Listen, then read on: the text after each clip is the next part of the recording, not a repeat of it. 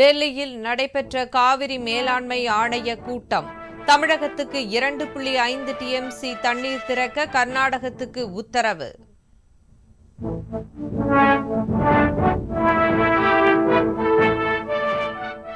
வாக்கு எண்ணிக்கை தொடர்பாக 234 தொகுதிகளை சேர்ந்த தேர்தல் அதிகாரிகளுக்கு சென்னையில் பயிற்சி. வாக்கு எண்ணிக்கை மற்றும் முடிவு அறிவிப்பு நடைமுறைகள் குறித்து விளக்கம்.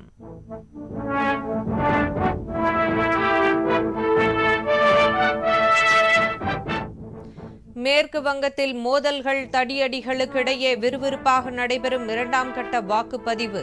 வாக்கு இயந்திரத்தில் பிஜேபி சின்னம் டேப் ஒட்டி மறைக்கப்பட்டதாக குற்றச்சாட்டு.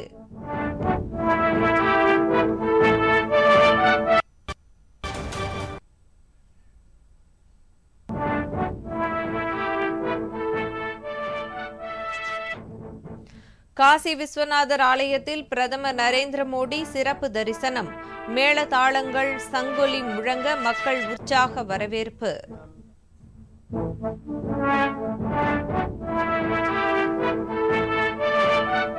ஓய்வுக்காக கொடைக்கானல் சென்றிருந்த முதலமைச்சர் ஸ்டாலின் சென்னை புறப்பட்டார்.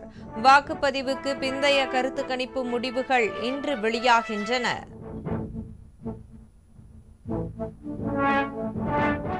முன்னாள் அமைச்சர் செந்தில் பாலாஜிக்கு எதிரான டிரான்ஸ்பார்மர் ஊழல் வழக்கு சிபிஐ விசாரணைக்கு மாற்றி சென்னை உயர்நீதிமன்றம் உத்தரவு.